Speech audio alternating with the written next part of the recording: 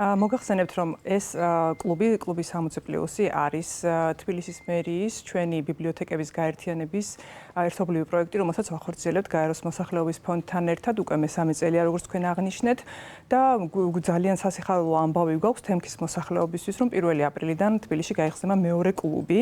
შეგახსენებთ, რომ პირველი კლუბი უკვე 3 წელი არსებობს ვაჟა-ფშაველაზე მდებარე მირზა-გელოვანის სახელობის ბიბლიოთეკაში და შეგვიძლია ვთქვათ, რომ ეს არის ჩვენი ერთ-ერთი ყველაზე აქტიური და წარმატებული პროექტი, იმიტომ რომ და სასიხარულოც, რადგან მივედით საშუალება 60 წელს გადაცილებულ ადამიანებს, რომ თავიანთი, ასე ვთქვათ, ცხოვრების მეორე ნაწილი უფრო აქტიურად გაატარონ, უფრო მხიარულად გაატარონ, ერთად გაატარონ და საკუთარი თავის წარმოჩინების, ახალი უნარების შეძენის საშუალება რომ მივეცით. ამ მხრივ ნამდვილად წარმატებულია ეს პროექტი და იმედი გვაქვს, რომ თემქის მოსახლეობასაც იგივე სერვისს შევთავაზებთ. რა იქნება 1 აპრილიდან თემქის მედიათეკაში, რომელიც ახლა გაიხსნა, იანვარში გაიხსნა, სულ რაღაც 1 თვე არის რაც ფუნქციონირებს და უკვე ასეთი სიახლით ვართ წარმოდგენილი.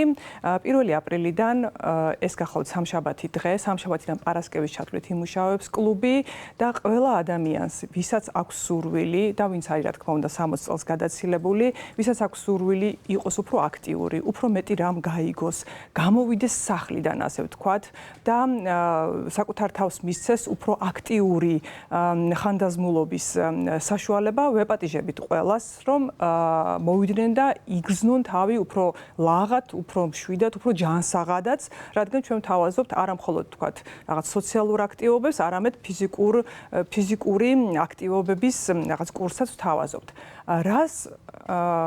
რით დაკავდებიან ისინი ჩვენთან? ეს არის სახვითი ხელოვნება, ცეკვა, როგორც ქართული, ისე ევროპული და ფიზიკური აქტივობა. ეს არის კონკრეტულად ამ ასაკობრივი კატეგორიისთვის შემუშავებული სპეციალური ვარჯიშების სერია, რომელსაც ყოველდღიურად ჩავუტარებთ და მერწმუნეთ, რომ ბევრი მათგანისთვის ეს ერთგვარი რაღაც იმის საშუალებადაც იქცა ეს ჩვენ მიერ შეთავაზებული ფიზიკური აქტივობა, რომ თვითონ უკვე დამოუკიდებლადაც უფრო მეტად აქტიურები გამხდარიყვნენ, უფრო მეტად გასულიყვნენ სახლიდან, უფრო მეტი ესეირნათ, არა მხოლოდ თქვათ ისე უბრალოდ თავისთვის, არამედ თავიანთ მეგობრებთან ერთადაც და რაღაცნაირად მოჰყავთ კიდევაც, იცით, თავიანთი მეგობრები და გვეუბნებიან, რომ აი მე ეს სიკეთე მივიღე და ახლა მინდა რომ ჩემმა მეგობარმაც უფრო მეტი აქტიური ცხოვრება გქონდეს. ეს არის ძალიან, რა ვიცი, მნიშვნელოვანი ჩემი აზრით, მით უმეტეს ამასაკობრივი კატეგორიისთვის და იმედია, რომ თემქის მოსახლეობაც იაქტიურებს ამ მხრივ.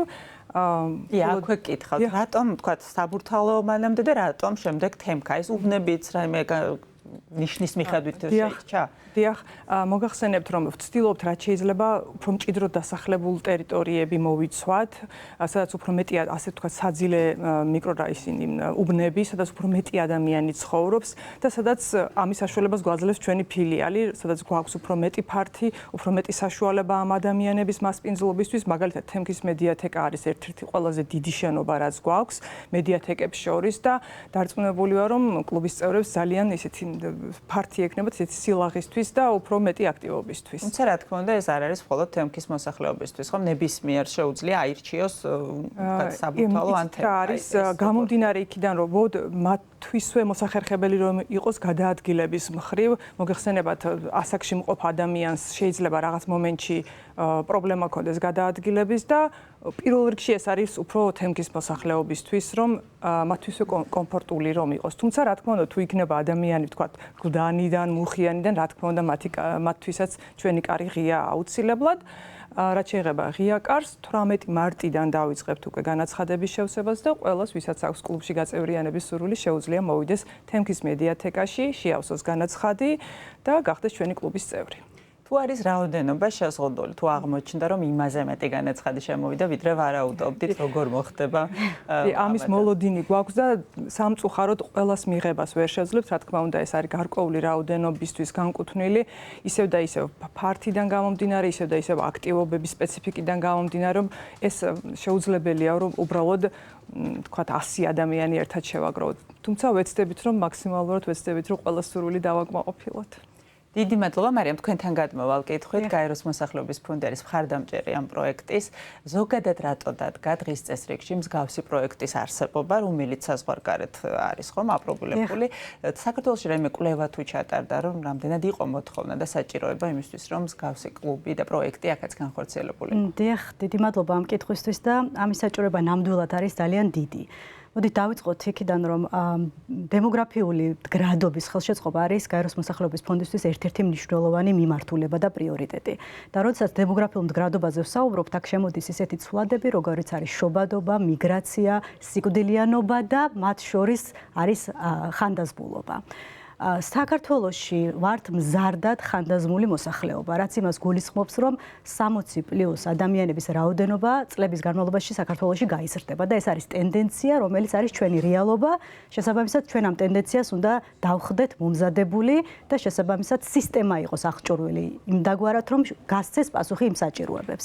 თქვენ ახსენეთ კვლევა და გაეროს მოსახლეობის ფონდს აქვს ჩატარებული მარტოობის შესახებ კვლევა და ძალიან საინტერესო მონაცემები დადო კვლევამ.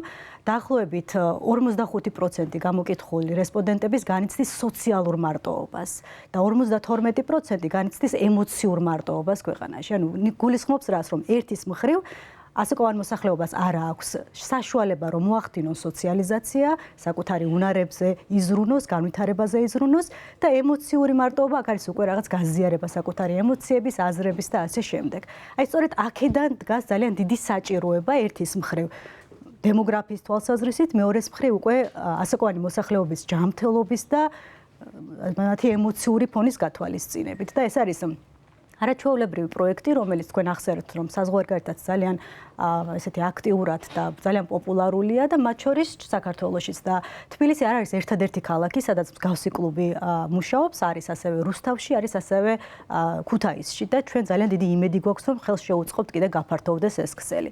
რაც მთავარია, ეს არის მუნიციპალური სერვისი, გაეროს მოსახლეობის ფონდი კონცეპტუალურად ხელს უწყობს კლუბის არსებობას, მაგრამ ეს არის თვითონ მუნიციპალიტეტის მიერ შეთავაზებული სერვისი, რაც ასევე ძალიან მნიშვნელოვანია, რომ გავამახვილოთ ყურადღება და აქ არის კიდევ ერთი საინტერესო თემა, რომ კლუბი და ჩვენ სპეციალურად ვიყენებთ სიტყვა კლუბს, იმიტომ რომ ეს არ არის რაღაც კონკრეტული ფენისთვის განკუთვნილი სივრცე.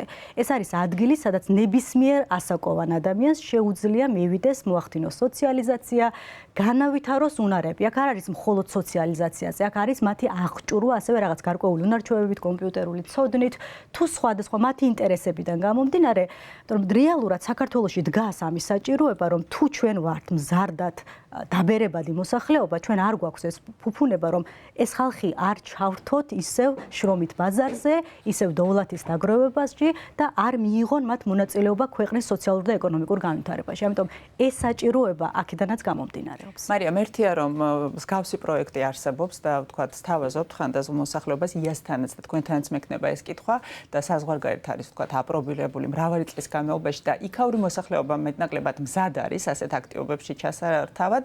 მეორე არის თავად საქართველოში რამდენად არიან მზად, რომ არ ვიცი, რამდენად სწორი სიტყვა გაბედონ და თუნდაც 60-70 წლის ასაკში გადაწყვიტონ ცეკვის მაგალითად სწავლა. თუ არის გარკვეული ბარიერები იმის, რომ აი ვთქვათ, ის რა სიტყვის, ეს რა სიტყვის შევძლებ თუ ვერ შევძლებ, აი კითხვები, რაც ამ ადამიანების გარშემო ტრიალებს და რაც აფერხებს მათ გადაწყვეტილებას, რომ ჩაერთონ მსგავს კლუბში. როგორი არის ეს გამოცდილება, აი ამ 3 წლის გამოცდილება და რა უნდა გაკეთდეს იმისთვის, რომ გაიზარდოს ცნობიერება, რომ ეს პირველ რიგში მათთვის არის ძალიან კარგი და მნიშვნელოვანი და დამახალისებელი. ალბათ, გაცილებით უფრო მეც გვეტყვის ამ თემაზე, მაგრამ ნამდვილად გეთანხმებით, რომ ეს კულტურული საკითხი არის და ეს კულტურა უნდა შეიქმნას, იმიტომ რომ ხალხს სჭირდება სოციალიზაცია, ხალხს სჭირდება ჯანსაღი და აქტიური დაბერება. ჩემი მხრივ ვიტყვი, რომ ეს არის უბრალოდ ალბათ გამოცდილებით მოვა ეს ყველაფერი და ეს კულტურა დამკვიდრდება, იმიტომ რომ აგერ ალბათ ისაუბრებს ამ თემაზე, რომ რაც უფრო მეტი ადამიანი იღებს მონაწილეობას, ინფორმაცია ვრცელდება, ხვდებიან აი სარგებელში, რასაც ეს ასაკოვანი მოსახლეობა იღებს და იღებს ასევე ოჯახები, როდესაც მათი ასაკოვანი ოჯახის წევრები ჩართული არიან და აქტიურად არიან ცხოვრებაში ჩართული და ალბათ ია უფრო მეც გვეტყვის ამის შესახებ. კი, ეს ნამდვილად ძალიან სწორი კითხვა არის, იმიტომ რომ ეს პრობლემა ნამდვილად დგას და ამაზე პასუხი არის ჩვენს უკან ეკრანზე ფოტო. ეს არის ჩვენი ერთ-ერთი საანგარიშო კონცერტი, სადაც 120-მდე კლუბის წევრი იღებდა მონაწილეობას, აქ გამოფენაც ჰქონდა და თქვენ ვერც კი წარმოიდგენთ ეს ადამიანები როგორ გაიზარდნენ ამ 3 წლის განმავლობაში. მიუხედავად იმისა, მათი ასაკისა, ხომ?